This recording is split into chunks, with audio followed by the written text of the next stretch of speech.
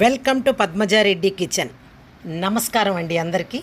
మీరు రుచిగా తినే ఇంట్లో ఇలాగే చేసేయచ్చు అనిపించే ఓ సూపర్ ఆంధ్ర ట్రెడిషనల్ వంటకం మసాలా వడల పులుసు ఎలా చేయాలో ఈరోజు నేర్చుకుందాం.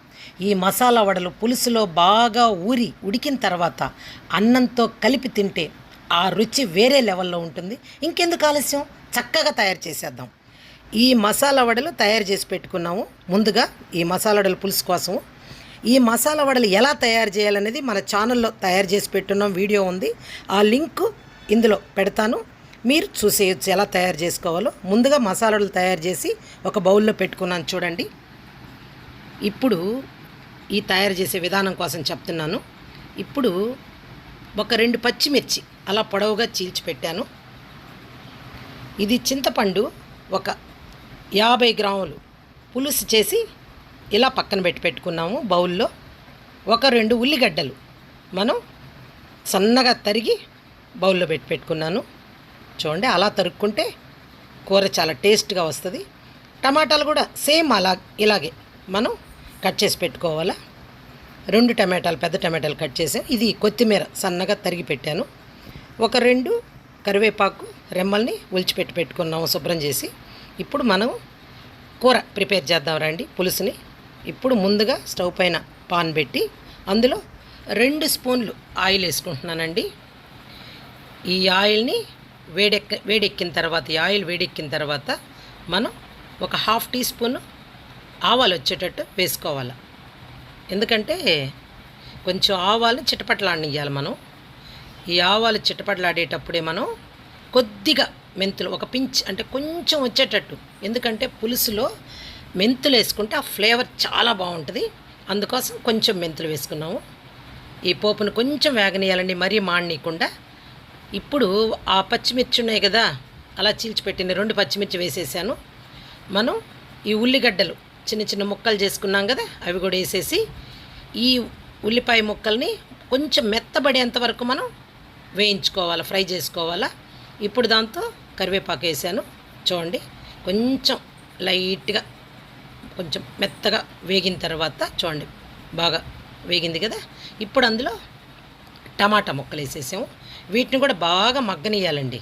అంటే బాగా మెత్తబడి మగ్గితే కూర చాలా టేస్ట్గా ఉంటుంది. అందుకని కొంచెం మగ్గనిద్దాం, మూత పెట్టేసి కొంచెం సేపు మగ్గనిద్దామండి. అంటే మనం మూత పెట్టి మగ్గనిస్తేనే ఈ కూరకి చాలా బాగుంటుంది చూడండి. ఇప్పుడు మూత చూద్దాం. బాగా దగ్గరగా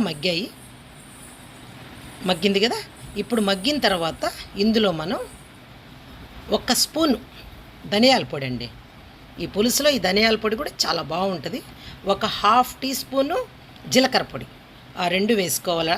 వేసుకున్న తర్వాత కొంచెం కలుపుకొని 1/2 టీ స్పూన్ పసుపు, ఒక కారం వచ్చి 1.5 స్పూన్ వేస్తామండి.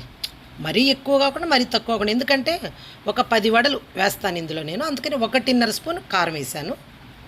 వేసిన తర్వాత తగినంత సాల్ట్ మనకి కూరకి సరిపడా వేసుకోవాలా. చూసి అడ్జస్ట్ చేసుకోవచ్చు. వేసిన తర్వాత మొత్తం కలిపేసుకోవాలి మనం.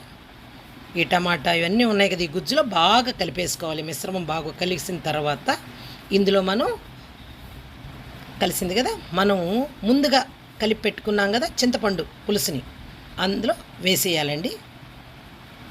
ఈ గుజ్జులో ఇదంతా పోసేసిన తర్వాత కొంచెం కలుపుకొని మనం ఇప్పుడు దీంతో కొద్దిగా వాటర్ వేసుకుందామండి. ఎందుకంటే ఒక 1/2 లీటర్ అట్టు వచ్చేటట్టు వేసుకోవాలి. 250 గ్రామ్స్ వాటర్ వచ్చేటట్టు పోసుకోవాలి దగ్గరగా. అంటే ఒక 1/4 గ్లాస్ వచ్చేటట్టు ఈ మిశ్రమంలో వాటర్ వేస్తేనే ఈ పులుసు కొంచెం పల్చబడి ఉడికేదానికి చాలా బాగుంటుంది.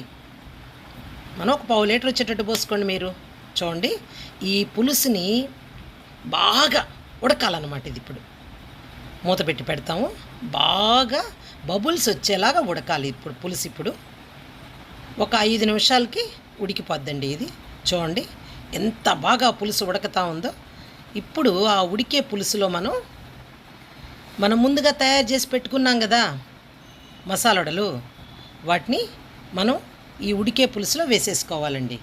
ఇలా వేసుకుంటేనే ఈ టైంలో వేస్తేనే మనకి ఈ వేడి మీద ఈ బాగా ఉడికే పులుసులో ఈ పులుసులో ఊరితేనే మసాలాలకి బాగా స్పైసీనెస్, ఆ టేస్ట్ చాలా బాగుంటుంది.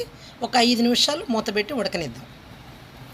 చూడండి, ఉడికిన తర్వాత చూడండి దగ్గరగా ఉడికిపోయింది.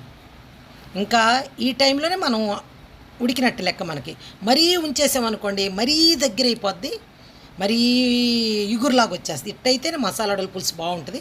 ఫైనల్గా కొత్తిమీర జల్లేసాం మనం ఇప్పుడు. అంతే, ఇలా దగ్గరగా వచ్చేసింది. ఇంకా స్టవ్ ఆఫ్ చేసేస్తానండి. చాలా ఈజీగా తయారు చేసుకోవచ్చండి ఇది. చూడండి, ఒక్కసారి బౌల్లోకి తీసి చూపిస్తాను. ఇలా చాలా బాగుంటుందండి.